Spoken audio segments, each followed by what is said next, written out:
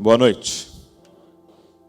Glória a Deus, uma honra muito grande estar aqui, poder compartilhar a palavra com vocês. Eu sou Douglas, casado com a Valéria. Dá um tchauzinho aí, Val. Somos os pais da Luísa e do Davi. E eu e a Val coordenamos esse movimento chamado Jesus Cop, que prega que você é uma cópia de Jesus na terra. E que Deus te criou para você refletir o Filho dele, aonde ele plantou você. E hoje, a plataforma que Deus nos deu, o púlpito que Deus permite que a gente pregue é as redes sociais, é online. E a gente está espalhado lá pelas redes sociais. Quem aqui já assistiu um vídeo do Dizascope? Levanta a mão para eu ver. Se alguém ao seu lado não levantou a mão, chama ele para aceitar Jesus aqui agora. Brincadeira, mas depois procura lá, é legal, tem uns vídeos curtos, tem pregações completas. É uma linguagem jovem, mas é uma mensagem para todo mundo. Eu tenho certeza que vai te abençoar. E agora em outubro nós vamos fazer uma conferência. Eu queria incentivar você a vir e, se possível, enviar seus filhos, se você não puder vir. A conferência Dizascope, queria até passar um pequeno vídeo, mostrar para vocês, 50 segundos.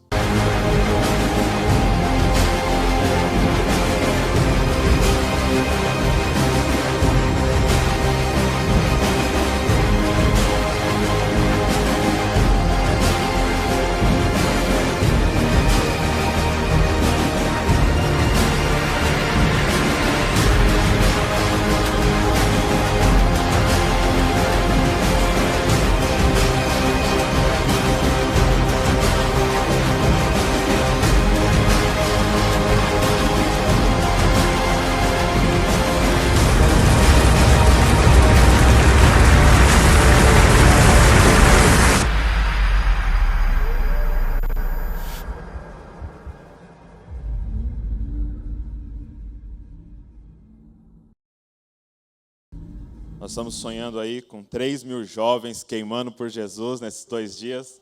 E eu queria incentivar muito você e seu filho a virem. A gente fez parceria com um hotel próximo de 8 minutos ali da igreja, chama Holiday Inn.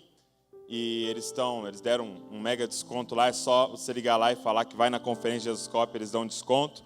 Tem van que vai levar do hotel para o evento, então você pode também se hospedar lá, vai ser bem legal. Conferência é um preço simbólico, é R$100, e você precisa fazer sua inscrição. Vários pais falaram aqui para mim, não, meus filhos vão. Aí a gente perguntou, mas você fez inscrição? Ele falou, não.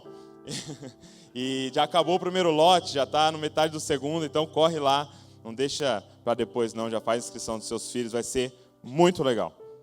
Abra sua Bíblia comigo, no primeiro livro de Samuel. Primeiro livro de Samuel, capítulo número 1.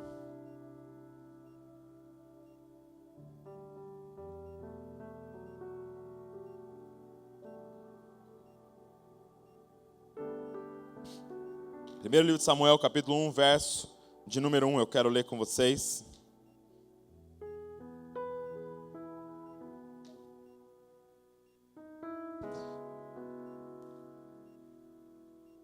Eu tenho um compromisso com essa geração.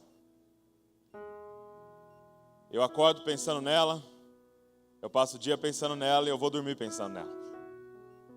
Então a palavra que Deus me colocou no meu coração é para vocês, mas eu espero que beneficie os seus filhos. E o primeiro livro de Samuel, capítulo 1, diz assim: havia um homem de Ramataim, Zofim, na região montanhosa de Efraim, chamado Eucana, filho de Jorão, filho de Jeroão, filho de Eliú, filho de Tou, filho de Zuf, efraimita. E ele tinha 2 mulheres, uma se chamava Ana e outra Penina. Penina tinha 2 filhos. E Ana, porém, não tinha. Todos os anos, esse homem subia da sua cidade para adorar e sacrificar ao Senhor dos Exércitos em Siló, onde os 2 filhos de Eli, Ófine e Finéia, serviam como sacerdotes do Senhor. No dia em que Eucana oferecia sacrifício, costumava reparti-lo com sua mulher Penina e com todos os filhos e filhas, porém, dava uma porção em dobro a Ana, pois a amava, apesar de o Senhor tê-la deixado estéril. Mas sua rival a provocava muito, a fim de aborrecê-la, porque o Senhor havia deixado estéril. Isso acontecia todos os anos. Quando subiam à casa do Senhor, Penina provocava Ana, que então chorava e ficava sem comer. Então seu marido Eucana perguntou-lhe: Ana, por que choras? Por que não comes? Por que o teu coração está tão triste? Não sou melhor para ti do que 10 filhos? Depois que comeram e beberam em Siló, Ana se levantou. Nessa ocasião, o sacerdote Eli estava sentado numa cadeira junto a um pilar do templo do Senhor. Com a alma amargurada, Ana orou ao Senhor, chorou muito e fez o seguinte voto: ó Senhor dos exércitos, se deres atenção à aflição da tua serva, te lembrares de mim e não te esqueceres da tua serva, mas lhe deres um menino, eu dedicarei ao Senhor por todos os dias da sua vida, e navalha não passará pela cabeça dele. Enquanto ela orava ao Senhor, Eli observava os seus lábios, e como Ana orava em silêncio, seus lábios se moviam, mas não se ouvia sua voz. Por isso Eli pensou que ela estivesse embriagada, e lhe disse: até quando ficarás embriagada? Deixa de beber vinho. Mas Ana respondeu: não, meu senhor, sou uma mulher angustiada. Não bebi vinho nem bebida forte, mas derramei a minha alma diante do Senhor. Não pense que tua serva é uma mulher sem valor, porque tenho falado até agora da minha grande ansiedade e aflição. Eli lhe respondeu: vai-te em paz, e o Deus de Israel te conceda o pedido que lhe fizeste. Ela disse: que a tua serva encontre graça diante de ti. Então a mulher seguiu o seu caminho e comeu, e sua aparência deixou de ser triste. Depois disso levantou-se de madrugada, adoraram o Senhor e voltaram para casa em Ramá. Eucana conheceu na intimidade a Ana, sua mulher, e o Senhor se lembrou dela. Assim Ana concebeu, e no tempo devido teve um filho, ao qual chamou Samuel, pois ela dizia: eu o pedi ao Senhor. Aquele homem, Eucana, subiu com toda a família para oferecer o sacrifício anual e cumprir seu voto. Ana, porém, não subiu, pois diz a seu marido: quando o menino for desmamado, eu o levarei para apresentá-lo diante do Senhor, para que fique lá para sempre. Eucana, seu marido, lhe disse: faze o que bem te parecer, fica até que o desmames, apenas confirme o Senhor a sua palavra. Então a mulher ficou e amamentou seu filho até desmamá-lo. Depois de desmamá-lo, quando o menino ainda era pequeno, ela o levou à casa do Senhor em Siló, com um touro de 3 anos, um efa de farinha e um recipiente de couro cheio de vinho. Então sacrificaram o touro e apresentaram o menino a Eli. E ela lhe disse: ah, meu senhor, tão certo como tu vives, meu senhor, sou aquela mulher que esteve aqui contigo orando ao Senhor. Eu orava por este menino e o Senhor me concedeu o pedido que fiz. Por isso também o dedico ao Senhor. Ele está entregue ao Senhor por todos os dias que viver. E ali adoraram ao Senhor. Feche seus olhos. Pai, fala conosco, papai. Nós precisamos desesperadamente de ouvir a tua voz, Pai. Espírito Santo, ministra o coração de cada um que está aqui, Senhor. Uma palavra rema, Senhor. Pai, eu oro pelos filhos e filhas desses casais, Pai. Eu abençoo a vida deles, Pai. E nós continuamos declarando que a geração deles será poderosa nessa terra, Senhor. No nome de Jesus, amém. Samuel é um homem impressionante.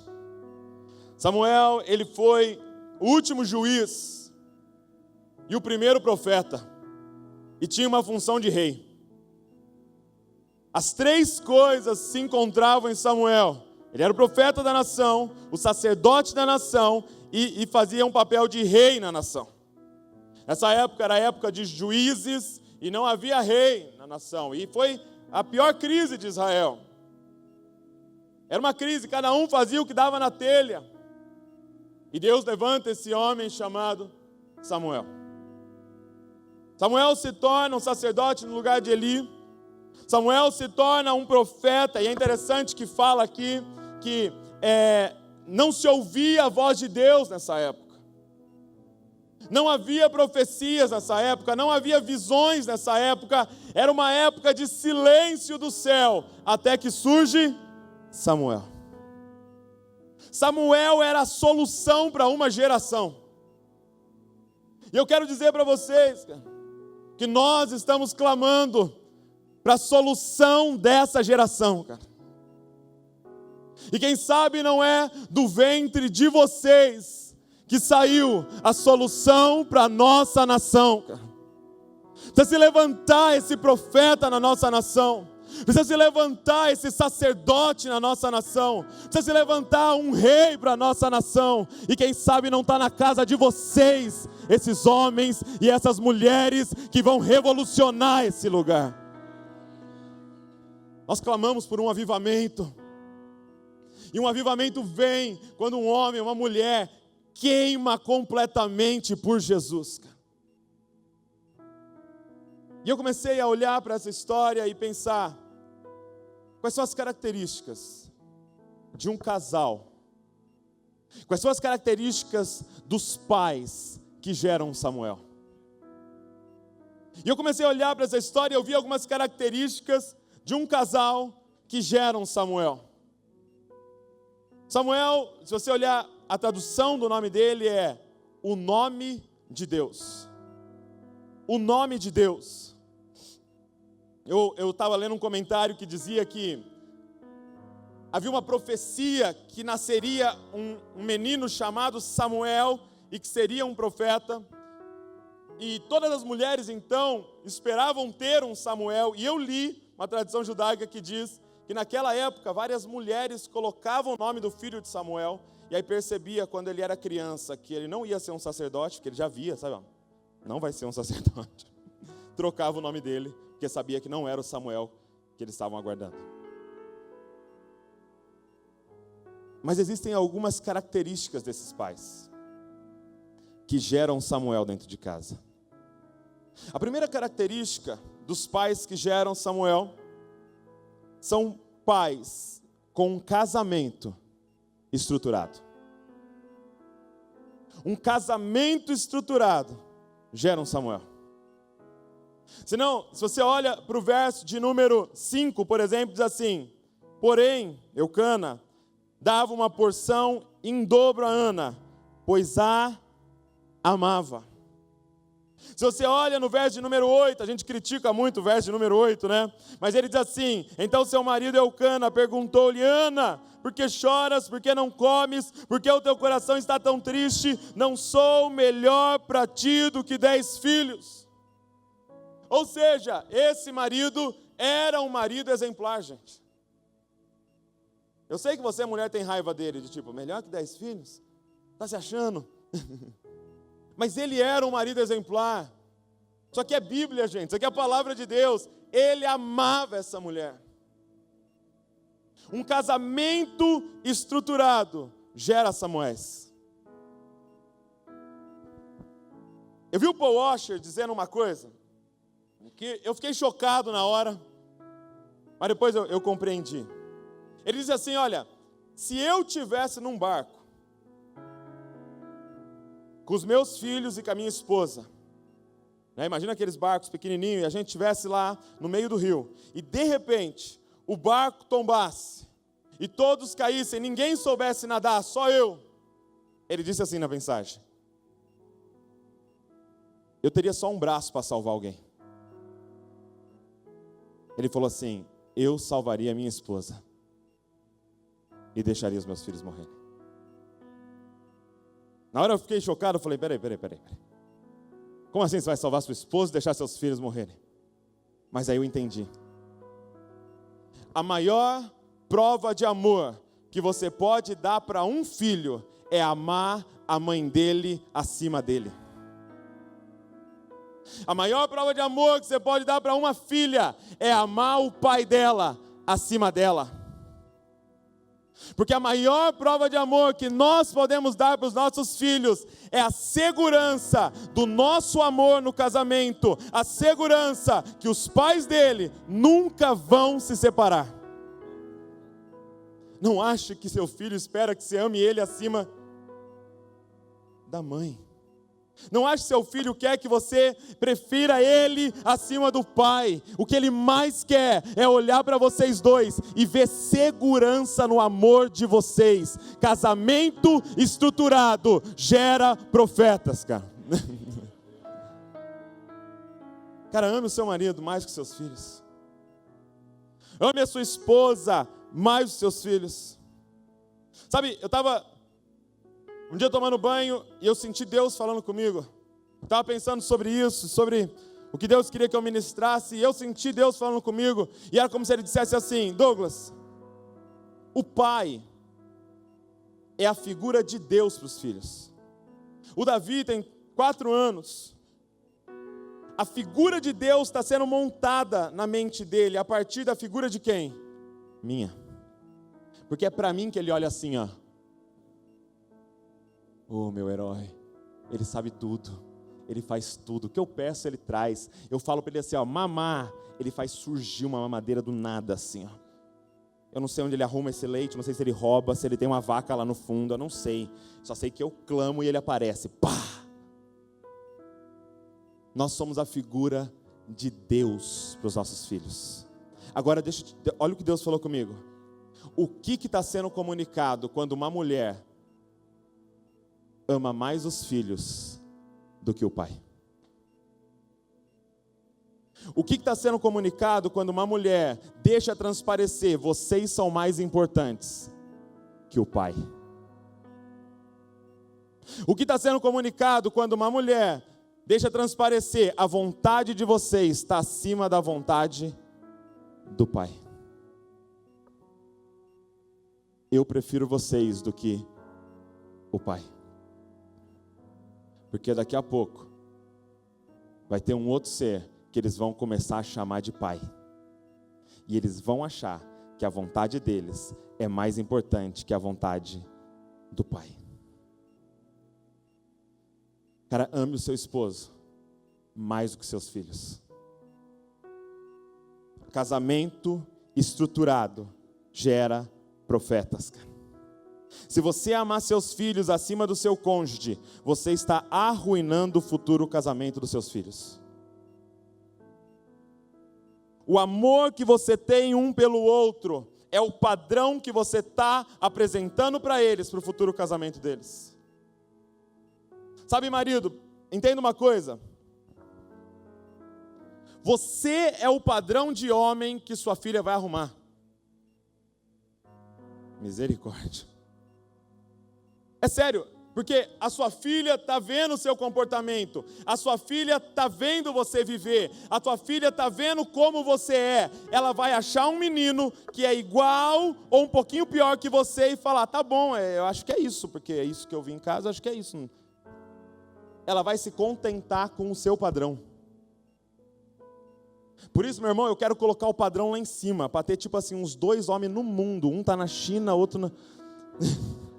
para ela não achar, entendeu? Porque ela vai olhar um menino tratando mal ela vai falar: peraí, mas meu pai nunca tratou mal minha mãe. Eu não quero isso aí não, porque deve ter coisa melhor igual meu pai. Você é o teto do homem que sua filha vai arrumar, cara. Mulher, você é o teto da esposa que seu filho vai arrumar, cara. Você é o padrão. Se você é submissa, se você respeita, se você está junto, se você é aquela que diz conta comigo, se você é a bem-humorada, é isso que ele vai olhar e falar: não, eu não vou me contentar com nada menos do que eu vi em casa. Cara, casamento estruturado é o primeiro ingrediente para a gente gerar os filhos que a nossa nação precisa, cara. Casamento estruturado. Segunda coisa que eu enxergo aqui, segundo ingrediente desses pais é inteligência emocional. Cara, eu fico impressionado com essa mulher, com Ana, porque imagina a angústia dessa mulher. Porque não é como hoje, gente, ser estéril hoje é terrível. Mas na nossa sociedade, a gente acabou colocando a nossa satisfação em várias coisas. Por exemplo, a mulher, ela está no mercado de trabalho. A mulher, ela tem a moda.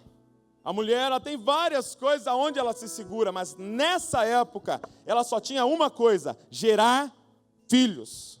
Só. Não tinha outro papel a não ser família. Uma mulher que não gerava filhos, ela era como se ela não tivesse nascido.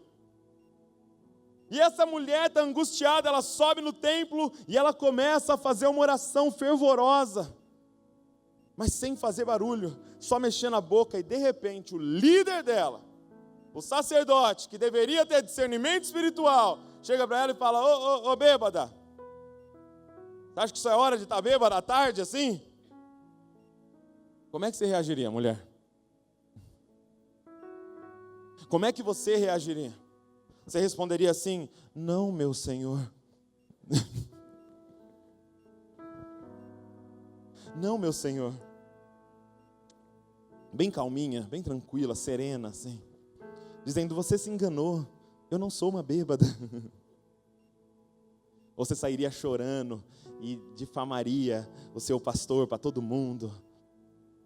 Inteligência emocional, cara. Sabe, o mundo despertou para a inteligência emocional. Eu tenho ouvido vários empreendedores e eles têm falado: as grandes empresas não têm mais como prioridade QI, gente. Coeficiente de inteligência. Agora, o grande lance das empresas é QE, coeficiente emocional. Porque não adianta alguém super inteligente na empresa que não se dá bem com ninguém. Não adianta alguém super inteligente na igreja, mas que não sabe trabalhar em equipe. Emocional é o grande lance do momento. E pais emocionalmente curados e saudáveis geram profetas. Essa mulher era curada, gente. Sabe, eu vi uma vez um grande cantor, o Michael W. Smith, ele falando assim: eu escolhi nunca me sentir ofendido por nada. E ele diz assim: porque me ofenderem não é uma escolha minha, mas me sentir ofendido sou eu quem escolho. Curado. Sabe, eu queria incentivar você, mulher, você, homem, a buscar a cura, a buscar a libertação. Sabe, leia livros, faça cursos, vai lá na Lagoinha, no Moriá, ore, clame, busque na palavra, ouça pregações, ouça o cote, venha na casa de recuperação de casamento, dê um jeito, mas cure essa ferida emocional que você tem. Para de ignorar, para de cobrir e fingir que ela não existe. Nós precisamos de pais curados. Curados, gente, emocionalmente, porque você está passando essa ferida para frente. Se você tem um problema de paternidade, nós precisamos resolver esse problema, senão seu filho vai entrar no mesmo ciclo da ferida, gente. O que o diabo mais quer é passar para a próxima geração o que a geração passada fez em você. Mas já foi declarado mais de uma vez aqui: você é José, meu irmão. Você é José. Você é a resposta da sua família. Você vai redimir a sua família. Esse problema para em você, no nome de Jesus. Esses abusos param em você. Essas mentiras, traições, divórcios, adultérios param em você. Chega. Você precisa de cura, cara. Primeira coisa é reconhecer. E segunda é buscar ajuda. Tem tanta ajuda hoje. Sabe, depois eu quero apresentar um livro falando de paternidade. Já foi apresentado o livro aqui, Espiritualidade Emocionalmente Saudável. Fala desse assunto. Leia, ouça, ore, jejue, mas você precisa estar curado. Você precisa. A nossa nação precisa dos seus filhos. Sabe, se você quer saber se é curado, é muito fácil. Gálatas 5, 22, 23. Você ama. Você é alegre. Ser alegre o tempo todo. Feliz, acorda feliz, ou você acorda mal-humorado, não sabe nem por quê. Agora azedo, assim, aquela cara de... Paz, você sente paz, está tranquilo. Paciência, você tem paciência? Na fila, no trânsito, pisaram no seu pé, estou nem aí, está tudo bem. Benignidade, bondade, fidelidade. Sabe o que tem acontecido, gente? Nós temos uma multidão de pais feridos. Na verdade, é uma multidão de solteiros feridos, com uma carência crônica na alma, que casam tentando resolver. Só que aí, depois de um tempo de casar, descobrem que não era de marido que ela precisava. Ele descobre que não era de mulher que ele precisava. E aí eles têm um estralo, já sei, vou ter um filho. E vai resolver esse buraco no meu interior.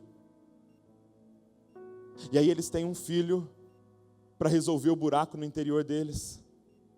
Aí eles geram uma criança para resolver um buraco no interior, e eles ficam idolatrando essa criança, como se essa criança fosse resolver o problema de dentro deles. Como se essa criança fosse a solução, e eles tratam essa criança como um ídolo. E eu vejo pais querendo que as crianças amem eles. As crianças não foram feitas para nos amar. Deus nunca mandou na Bíblia os filhos amar os pais. Criança foi feita para nos respeitar, não para nos amar. Nós fomos feitos para amar eles, porque a gente representa Deus para eles. Nós derramamos nosso amor, nós morremos por eles. Eles foram feitos para nos respeitar. Porque o seu filho não nasceu para resolver uma carência do seu coração, cara. Estou dizendo, não é de marido que você precisa, cara. Não é de esposa que você precisa, não é de filho que você precisa. Sabe, eu estava lendo Gênesis capítulo número 1, e tem um negócio muito interessante. Fala assim, que Deus criou a terra, tal, e aí ele fala assim, ó, da terra, a terra, presta atenção, a terra gerou vegetais. E aí fala assim, a terra gerou animais. Agora eu te pergunto, do que os vegetais precisam para sobreviver? Da terra. Da onde eles saíram, é o que eles precisam para sobreviver. E aí tem lá assim, ó, da água. A água produziu peixes. E eu te pergunto, do que o peixe precisa para sobreviver? De água. Só que aí chega Gênesis capítulo de número 2. E ele vai criar o homem. E ele diz que o homem saiu de dentro dele. Ele sopra o homem para dentro daquele boneco de terra. E eu te pergunto, o que sua alma precisa para sobreviver, cara? Não é de marido, e não é de filhos que a sua alma está clamando. Sua alma está clamando por intimidade com Deus, meu irmão. Então não vai ser no seu filho que você vai achar, não vai ser na sua filha. Vai ser no teu quarto com a porta fechada que você vai achar o que sua alma precisa, cara. Inteligência emocional. Terceiro ingrediente dos pais que geram sacerdotes e profetas e reis. São pais que queimam de amor por Deus. Sabe, são pais que queimam de amor por Deus. A geração do avivamento, gente, é uma geração que queima de amor por Deus. Nós precisamos ensinar os nossos filhos a serem apaixonados por Deus. Deus sendo a primeira coisa da vida deles, Deus sendo tudo para eles. Ouve, ó Israel, o Senhor teu Deus é o único Deus. Ama Ele de todo o teu coração, com toda a tua alma, com toda a tua força, com todo o teu entendimento. Essa é a geração do avivamento, que queima por Deus. Agora, a pergunta é, como que eu ensino um filho a queimar por Deus? Porque o problema é que os nossos filhos não ouvem a nossa voz. Porque as nossas atitudes gritam. Porque a nossa vida fala tão alto que não dá para ouvir sua voz. Sabe, a Val me chamou esses dias. Ela falou, Douglas, vem aqui. Fala com a Luísa, Douglas. Porque ela não está cuidando do material escolar dela. Aí eu fui olhar, o estojo da Luísa está todo detonado. Aí eu fui olhar os lápis da Luísa, está tudo faltando. E aí eu falei, o que eu vou falar para essa menina, meu Deus do céu? Como é que eu vou ensinar essa menina? E cara, eu sei que foi o Espírito Santo. O Espírito Santo fez eu lembrar do meu carro. Porque uma coisa que eu me vangloriava é que eu não sou apegado com coisas. O que aconteceu? Bateram do lado do meu carro. E aí a porta ficou meio amassadinha. Aí veio um outro, bateu atrás. Tum. Aí atrás ficou meio amassadinho. Aí o Davi foi do outro lado e escreveu o nome dele. Davi. E aí Deus me lembrou. O estojo da sua filha só é igual ao seu carro. Então não adianta você falar. Você tem que viver o que você quer que eles façam. Ela vai ouvir a sua bronca, cuide do seu estojo. E vai olhar para o seu carro. E o seu carro vai falar, destrua o seu estojo. Só que o seu carro fala mais alto que a tua voz. O problema, gente, é que eu vejo pais e pais dizendo, eu amo Deus. Mas as suas atitudes não falam isso. Mas você nem fala sobre Deus. Na moral, você nem ora. Você nem lê Bíblia. Seu filho acha que você ama muito mais seu time de futebol do que Deus, cara. Sua voz pode falar uma coisa, mas é a tua atitude que ele está olhando, cara. Talvez ele ache que você ama o seu carro mais do que Deus, porque você só fala disso. O problema, gente, é que os filhos só aprendem por exemplo. Exemplo, gente. Sabe, eu vejo Abraão, meu pai pregou de Abraão no último culto, lá na nossa igreja, eu vejo Abraão, e Abraão clama, né, e Deus planta aquele sonho no coração de Abraão, de ser pai de uma multidão, mas não tem filho, com 100 anos ele tem finalmente Isaac está adolescente, aí Deus aparece e fala, eu quero seu filho, Abraão. Cara, ele pega o filho dele, e leva com ele então para sacrificar. O menino no caminho já desconfia, né? Pai, peraí, tem madeira aqui, tem negócio para, né, botar fogo, mas cadê o cordeiro, pai? E ele fala, Deus vai prover o cordeiro. Aí acho que o menino pensa, tomara mesmo. E aí eles chegam lá, o pai fala assim, mas enquanto o cordeiro não vem, né? Posso te amarrando? Ele amarra o menino, meu irmão. Ele amarra o menino e põe em cima do altar, deitado. Até que finalmente, um anjo do Senhor para ele e fala, não faça isso, Abraão, porque eu sei que você me ama. Agora eu sei o quanto você me ama. Só que não era só Deus que estava sabendo o quanto que Abraão amava a Deus. Tinha um menino deitado no altar que agora sabia o quanto aquele pai amava a Deus.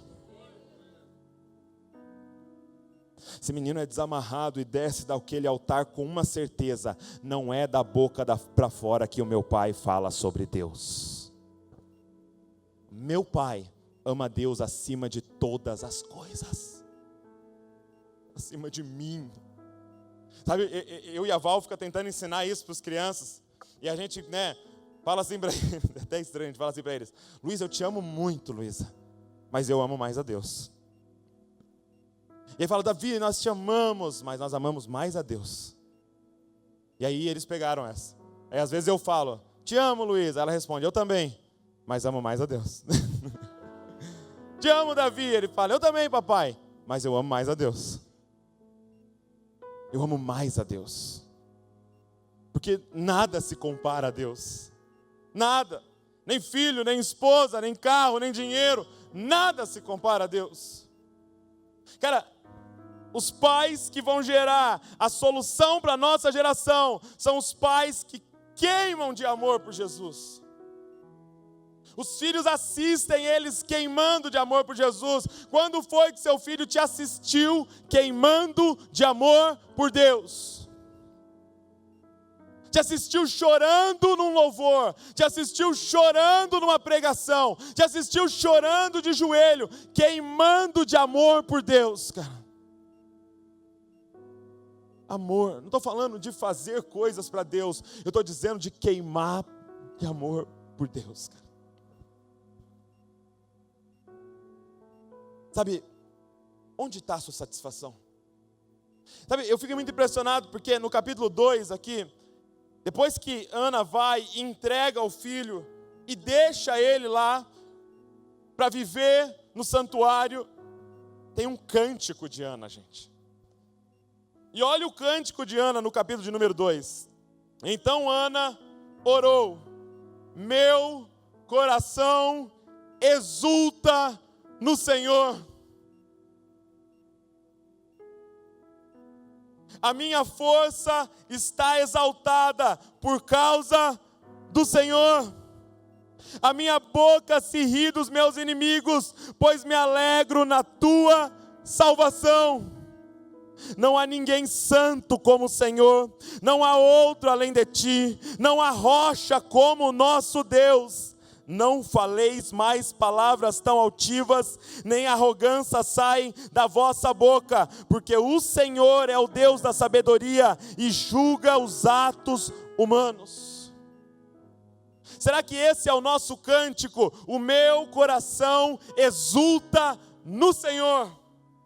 A minha alegria é o Senhor. Onde está a tua satisfação, pai e mãe? Aonde está a tua alegria? O que mais te alegra? Sabe, nossos filhos querem nos ver queimando. Eles vão queimar por aquilo que você queima, meu irmão. Eles vão exultar por aquilo que você se alegra. Sabe, eu estava em casa um dia e a gente foi fazer uma célula. Eu tinha uma célula de jovens na minha casa. E aí, eu tinha acabado de chegar de Belém. Quem é de Belém aí? Levanta a mão. Quem é do Pará? Levanta a mão. Nossa. E o que eu trouxe de Belém? 10 litros de açaí, meu irmão. Eu fiz uma promoção só para vender o material, para sobrar peso, para eu poder levar o açaí. 10 litros. Aí eu cheguei na minha cela e falei: todo mundo vai experimentar o açaí de verdade aqui. Aí os caras fizeram uma cara feia assim, ó. Credo, açaí, falaram que tem gosto de terra, não sei o quê. Aí, beleza, fiz a célula, terminou o momento de comunhão. Aí tinha uma menina na minha célula, ela trabalha aqui, ela está aqui. Elisama. E a Elisama veio de Manaus. Quem é de Manaus aí? Manaus também é apaixonado por açaí. E aí a Elisama cresceu tomando açaí do verdadeiro também. Então ela chegou e falou: Douglas, minha mãe me ensinou a fazer, deixa que eu faço para vocês. Aí ela pegou açaí, ela já sabia como descongelar, ela já sabia como bater, tal. Aí ela fez, e aí terminou de fazer, tá todo mundo na comunhão na cozinha. A Elisama me pega, maior falta de educação, põe primeiro para ela assim. Anos, uns 5 anos que ela não comia açaí. Ela coloca, gente, a Elisama pega aquele copo, põe a colher, fecha o olho para ninguém atrapalhar aquele momento e põe na boca. E todo mundo só ouvia assim, ó. Meu Deus, esse é o verdadeiro. Adivinha o que aconteceu? Uma fila na cozinha, com um copinho na mão. Põe um pouquinho para mim aqui. Põe um pouquinho para mim aqui. Põe um pouquinho para mim aqui. Mas deixa eu te falar uma coisa, eles não queriam açaí. Eles queriam a satisfação dela. Porque aprenda uma coisa que está escrito no livro Em Busca de Deus. A forma mais sublime que existe de adoração é você estar completamente satisfeito em Deus. Porque no momento que você está satisfeito em algo, você está engrandecendo aquele algo. No momento que ela estava se satisfazendo, ela estava dizendo: louvado seja o açaí acima de todas as frutas. Gente, é assim que se apresenta Deus para os filhos. Seus filhos vão fazer fila na cozinha falando: pai, me dá um pouquinho de Deus. Pai, me dá um pouquinho dessa satisfação que você sente com esse que você chama de Deus. Me dá um pouquinho, pai. Onde é que você consegue, pai? Sabe qual é o problema? Por anos nós apresentamos Jesus assim, ó.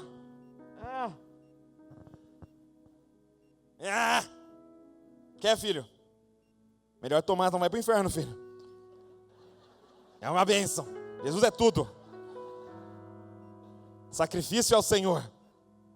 Irmão, quem que é isso? Primeira oportunidade ele vai dar no pé, meu irmão.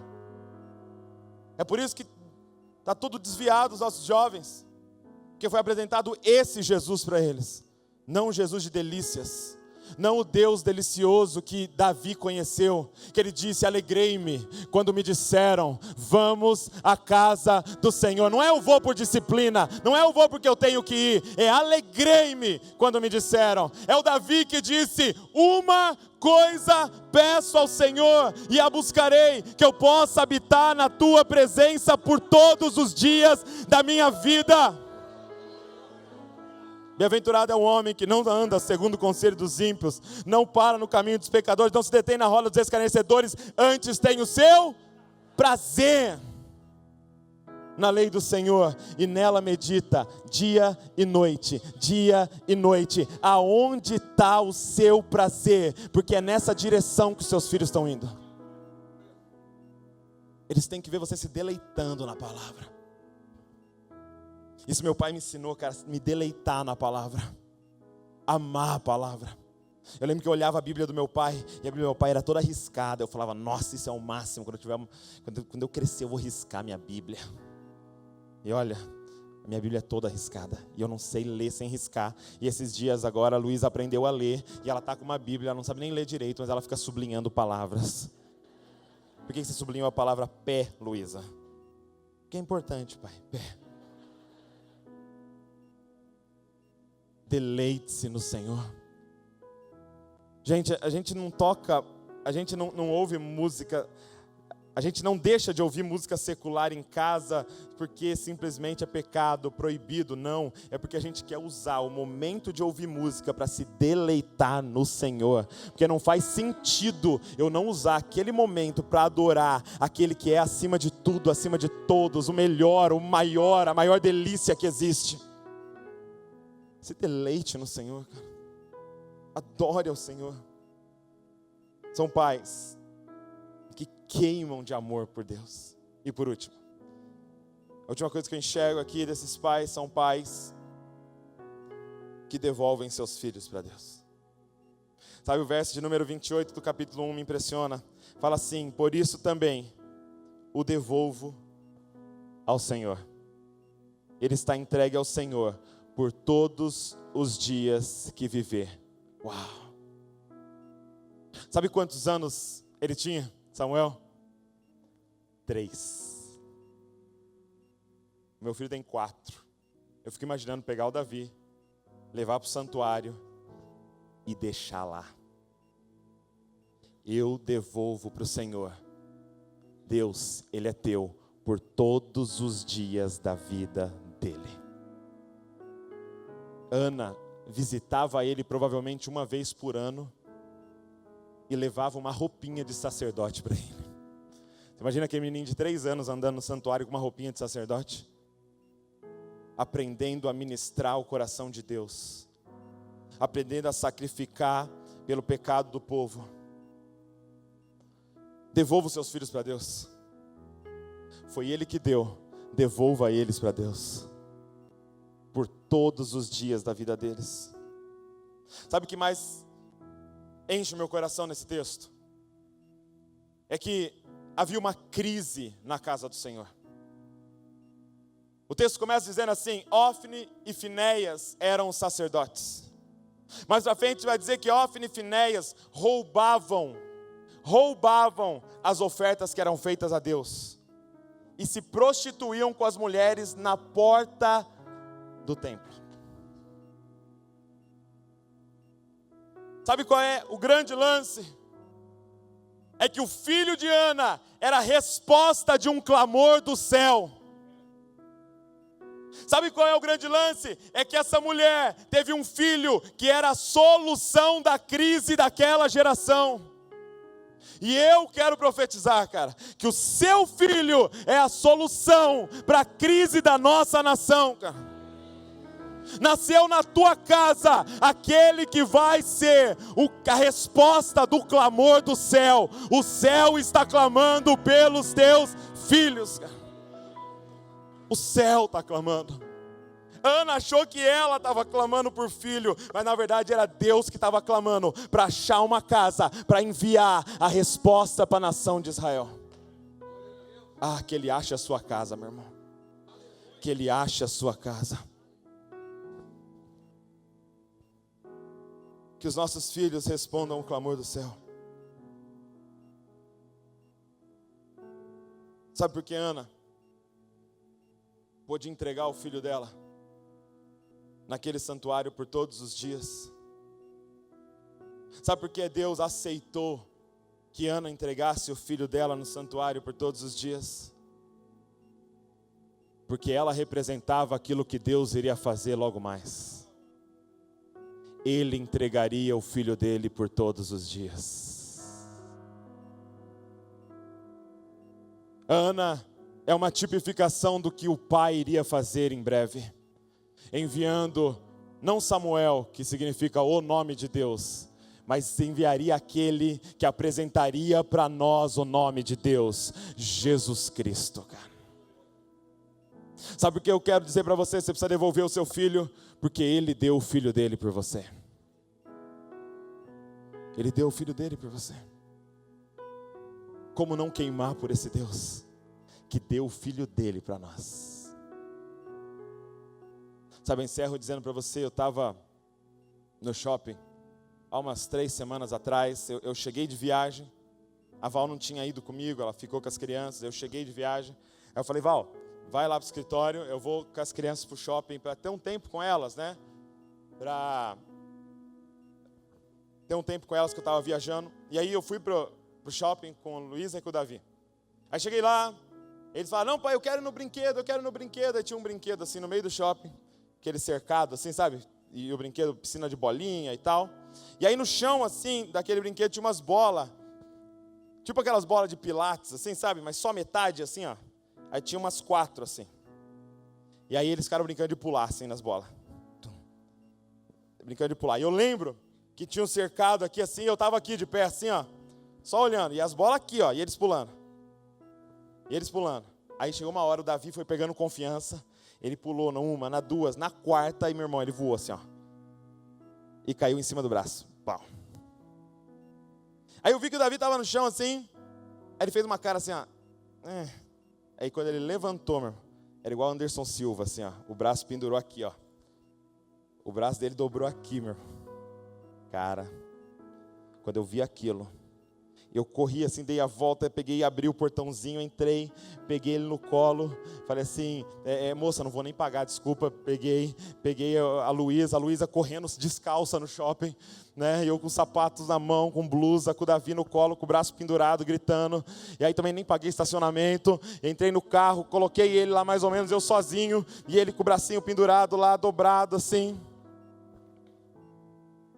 e eu dirigindo pro hospital, cara. E Deus falou comigo. E Ele falou de forma muito clara comigo, cara. Ele falou, você está tendo uma gotinha da sensação que eu senti. Eu olhava para a expressão do meu filho no banco de trás, com o braço quebrado, e eu só conseguia pensar isso, você está tendo uma gotinha do que eu senti. E ele disse assim para mim, só que tem uma diferença, Douglas. Eu estava de pé e eu não entrei no cercadinho. Só que tem uma diferença, Douglas, eu não corri, eu não abri a portinha e eu não entrei no cercadinho. E o meu filho foi moído por amor de vocês, cara. Ele foi moído por amor de vocês. Cara, eu vou queimar todos os dias de amor por esse Deus que me amou primeiro, cara. Eu vou gastar minha voz toda para anunciar a salvação desse Pai que me amou primeiro, cara. Eu vou entregar os meus filhos por amor a esse que não entrou no cercadinho, e deixou o filho dele sofrer até o fim, por amor a mim e por amor a você, cara. Sabe, na verdade esse texto mostra 2 pais. Mostra Eucana e Ana. E mostra Eli. Eu encerro dizendo para você. Você olha em 1 Samuel, capítulo de número 1. Verso de número 9 diz assim: depois que comeram e beberam em Siló, Ana se levantou, e nessa ocasião o sacerdote Eli estava sentado numa cadeira.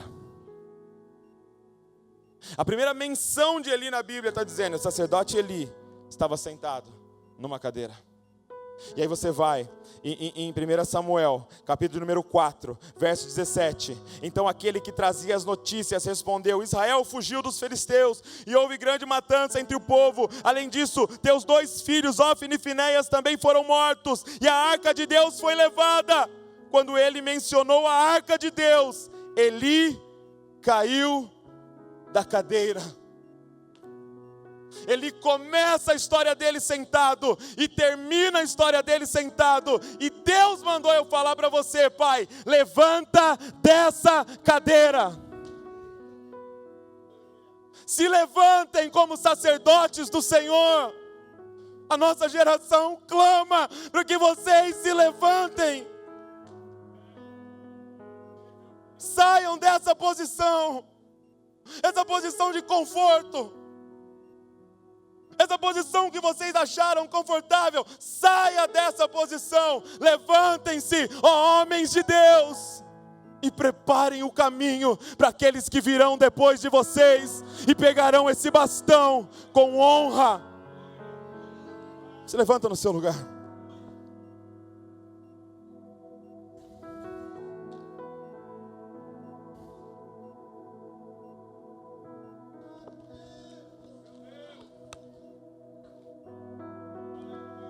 Eu sinto que é noite da gente fazer uma parada aqui.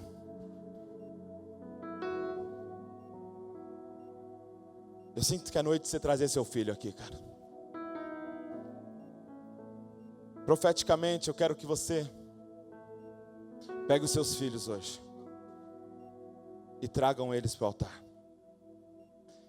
E você vai deixar eles aqui. É noite de devolver esses meninos para o Senhor, cara.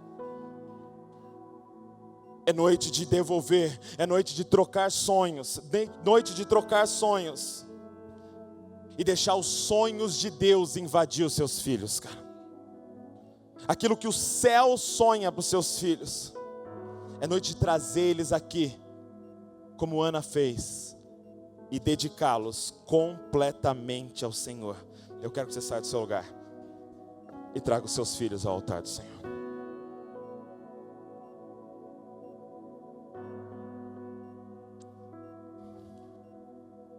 Ah, Senhor. Senhor, Senhor, Senhor. Queria chamar o grupo de louvor. Sinto que essa é uma noite profética, gente. Cara, a nossa nação inteira está representada nesse lugar. Filhos da nação inteira estão representadas neste lugar.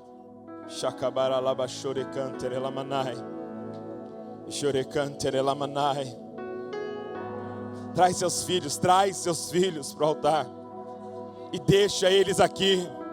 Entrega eles para Deus. Fala: Senhor, eu tenho sonhado coisas para eles. Esquece, Senhor, está aqui os meus filhos. São seus filhos, são os teus sonhos, Pai. Nós vamos fazer essa oração aqui e depois nós vamos orar por aqueles casais que não podem ter filhos, porque essa história vai se repetir na nossa frente aqui. Porque essa história vai se repetir para nós aqui. Mas eu quero fazer essa oração primeiro. Gente, é muito sério o que nós estamos fazendo aqui. Começa a clamar ao Senhor. Começa a falar com Deus sobre os teus filhos, sobre a herança que Ele deu para você.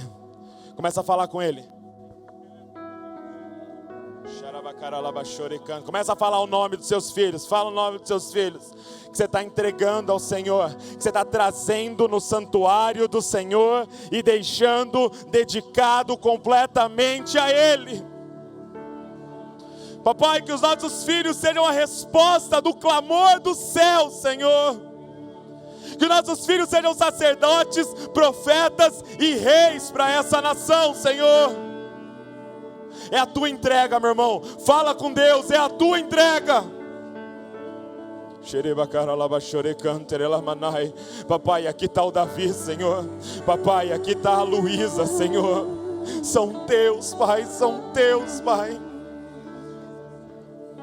Usa-os, Pai. Usa-os, Pai.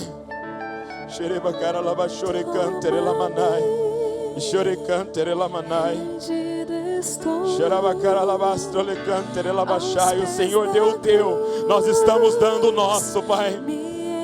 O Senhor deu o teu, nós estamos devolvendo o nosso, Senhor.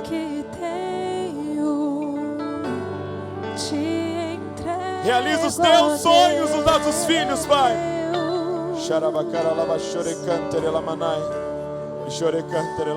Vem limpar as minhas mãos, purificar meu coração, que eu ande em tudo o que tu tens